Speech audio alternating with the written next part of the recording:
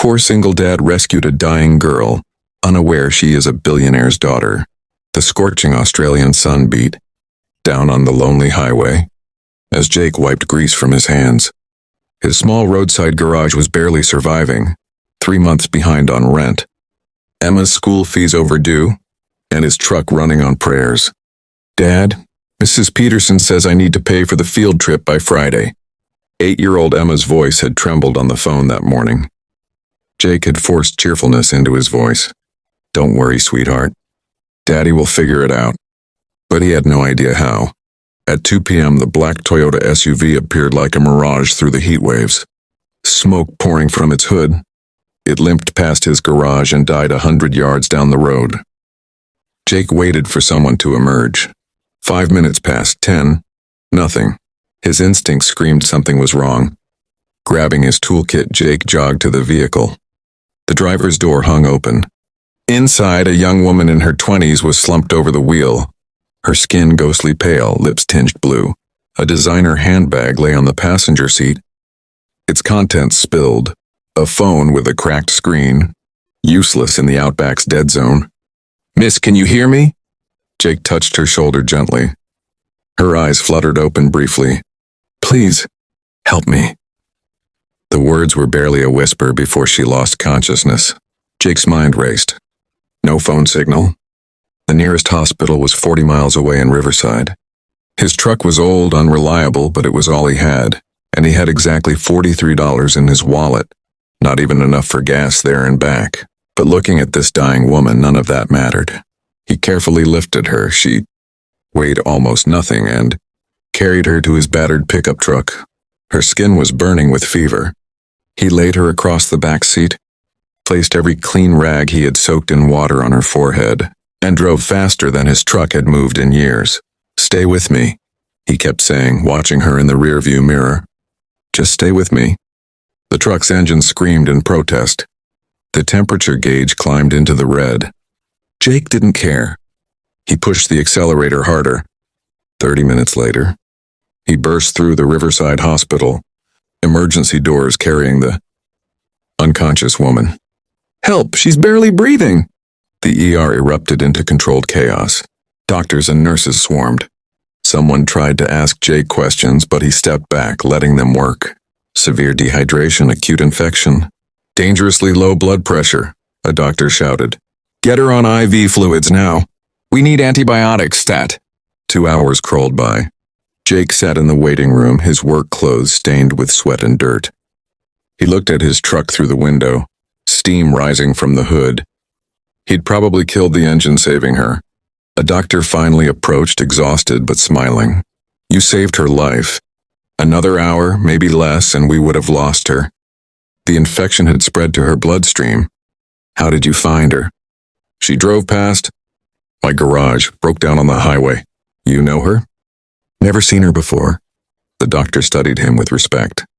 "Most people would have just called someone. You risked your vehicle, your time. Why?" Jake shrugged uncomfortably. "Couldn't just leave her there to die. We'll need your contact information. And the doctor hesitated. "There's the matter of the emergency treatment costs. Do you know if she has insurance? Family we can contact?" Jake's stomach sank. Of course, the bill. He glanced at the woman's designer clothes through the treatment room window. She looked wealthy. She'd probably be fine. "I don't know anything about her, but I need to get back." Jake scribbled his name and garage number on a form. "Just make sure she's okay." He walked out before anyone could stop him, climbed into his smoking truck, and coaxed it back to life for the long journey home. 3 days later, Jake was under a broken-down sedan when he heard the sound of multiple vehicles approaching. Strange. He rarely got one customer a day, let alone several at once.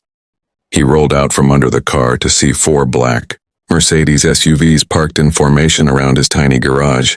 Men in expensive suits emerged, moving with military precision. And then, from the center vehicle, a man in his mid-50s stepped out. He wore a navy suit that probably cost more than Jake made in a year, a pink tie and an expression of steel determination. But when his eyes found Jake, something in his face cracked. "Are you Jake Harrison?" His voice was cultured, powerful. Jake stood slowly, wiping his hands. That's me. What's this about? The man walked forward and Jake could see his eyes were red, emotional. You saved my daughter's life. Jake's mind raced back to the woman on the highway. She's okay. Thanks to you. The man extended his hand. I'm Robert Whitmore. The name hit Jake like a physical blow. Robert Whitmore. The Robert Whitmore, billionaire mining magnate. One of the 50 richest people in Australia. His face was regularly in newspapers, always surrounded by politicians and celebrities. Your daughter. I just did what anyone should do, but most wouldn't, Robert interrupted. Sophia was returning from inspecting one of our remote mining sites. She contracted a bacterial infection from contaminated water. Her phone died. She became disoriented from the fever. She was dying, Mr. Harrison. One of the suited men stepped forward, handing Robert a folder. The doctor said if she'd been found even an hour later, the sepsis would have been irreversible. You drove your truck so hard to get her to the hospital that you destroyed the engine. The mechanic who examined it said it's a miracle it didn't explode. Robert's voice grew thick with emotion. And then you left. Didn't wait for thanks. Didn't ask for money, just disappeared. Jake shifted uncomfortably. I had to get back to work. My daughter, Emma, 8 years old. Attends. Riverside Elementary. Loves horses and dreams of becoming a veterinarian. Robert saw Jake's expression darken and quickly added, I needed to know who saved my daughter. I needed to understand what kind of man walks away from a billionaire's gratitude, the kind who doesn't want to be bought. Jake said quietly but firmly. A heavy silence fell. The suited men exchanged glances, but Robert's expression shifted to something like admiration. Sophia wants to meet you, Robert said. She's been asking about her guardian angel since she regained consciousness. Will you come to the hospital, please? Jake wanted to refuse, but curiosity and something else he couldn't name made him nod. That evening, Jake stood outside Sophia Whitmore's private hospital room, feeling completely out of place. His work clothes were the cleanest he had, but they were still stained and worn. Come in, a soft voice called. Sophia sat propped up in bed, still pale but with warm, intelligent eyes. She was beautiful in an understated way. No makeup, hair simply pulled back.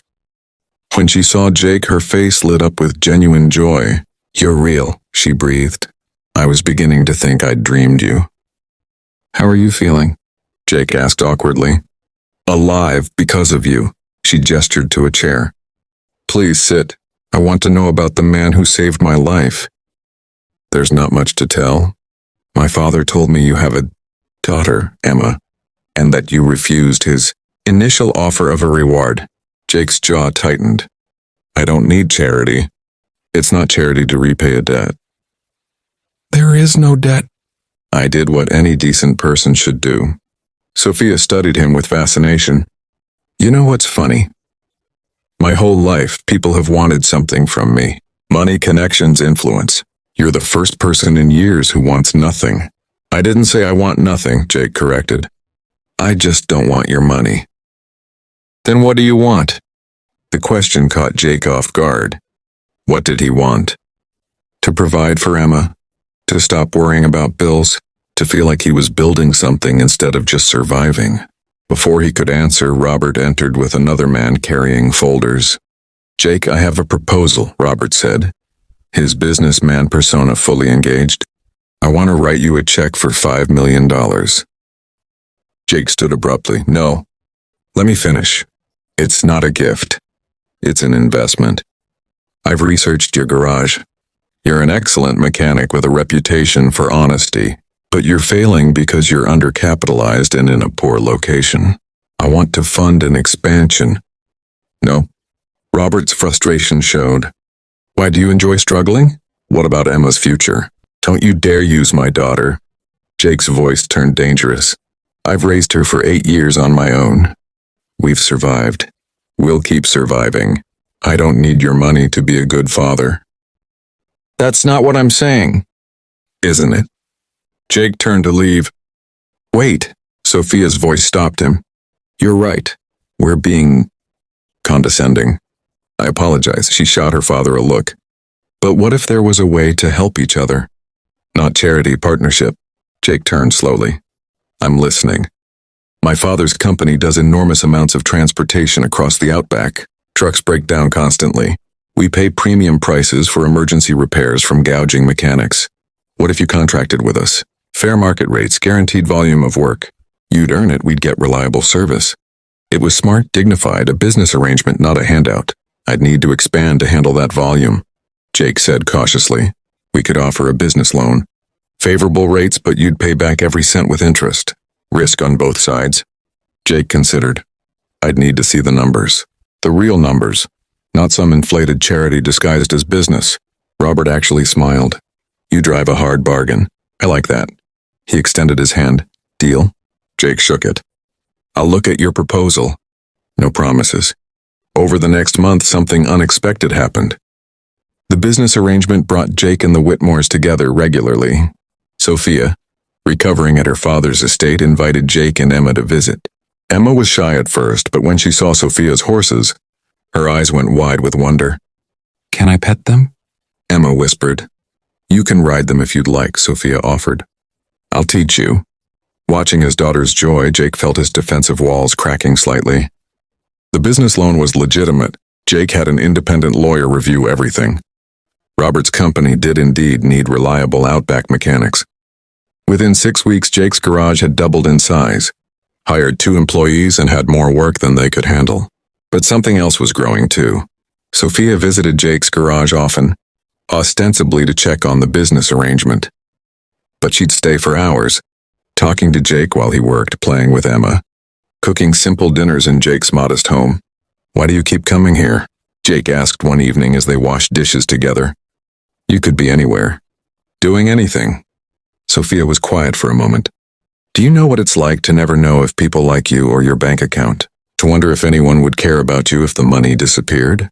Sounds lonely. It is. She turned to him.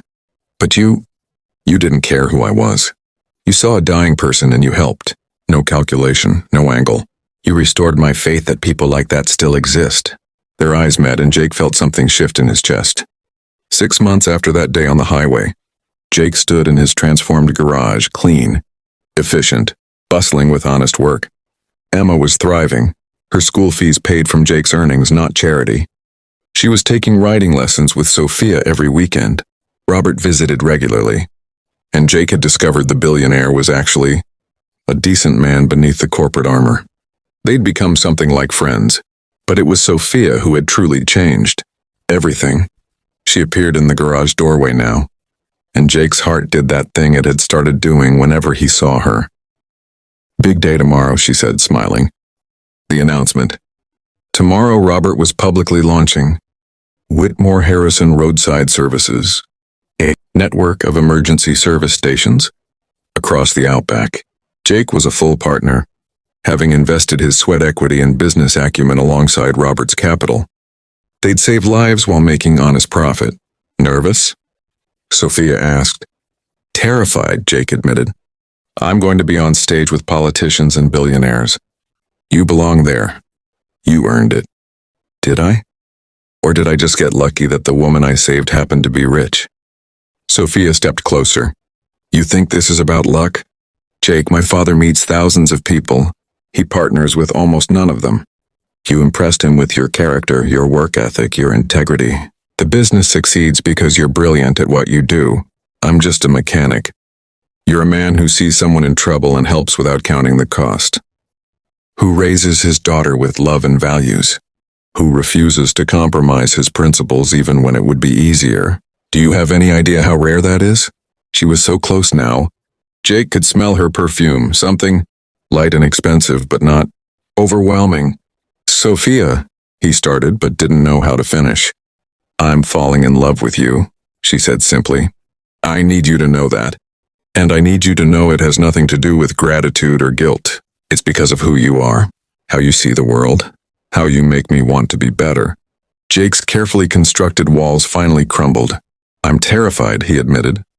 I'm a single father with a garage and truck. You're you. This doesn't make sense. The best things rarely do. Emma's voice called from outside. Dad. Sophia, come see the sunset. They walked out together to find Emma pointing at the sky, painted in brilliant oranges and purples. Robert had arrived too, standing with his arm around Emma's shoulder, teaching her about the mining operations visible in the distance. You know what I realized? Robert said to Jake. I spent decades building an empire thinking that was my legacy. But you showed me what really matters. Tomorrow we're announcing a business venture, but what we're really doing is building something that'll help people, that'll save lives. That's a legacy worth having. Jake looked at the people around him, this strange, wonderful family that had formed from a moment of crisis on a dusty highway. He'd saved Sophia's life expecting nothing, and somehow gained everything that mattered. Thank you, Jake said quietly. For what? Robert asked. For not letting me refuse your friendship, for seeing past my pride, for reminding me that accepting help isn't weakness, it's wisdom. Sophia slipped her hand into Jake's and Emma grinned knowingly. That night, as Jake tucked Emma into bed, she asked, Dad, are we rich now? Jake thought about his thriving business, his partnership with Robert, his growing relationship with Sophia, but mostly he thought about this moment, his daughter safe, happy, and loved. Yes, sweetheart, he said softly. We're the richest people I know. The next morning, Jake stood on stage beside Robert Whitmore as they announced their partnership to the media. Cameras flashed. Reporters asked questions. But Jake's eyes found Sophia and Emma in the front row, both giving him thumbs up. A year ago, he'd been desperate and broke. Today, he was successful and secure. But the real transformation wasn't financial. It was understanding that wealth meant nothing without people to share it with.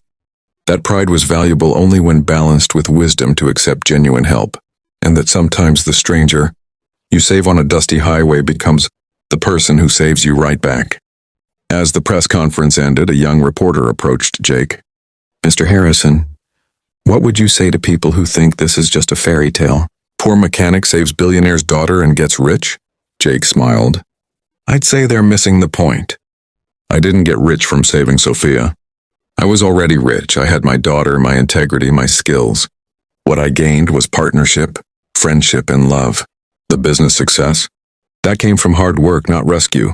The real fairy tale is that good people still exist who judge you by your character, not your bank account.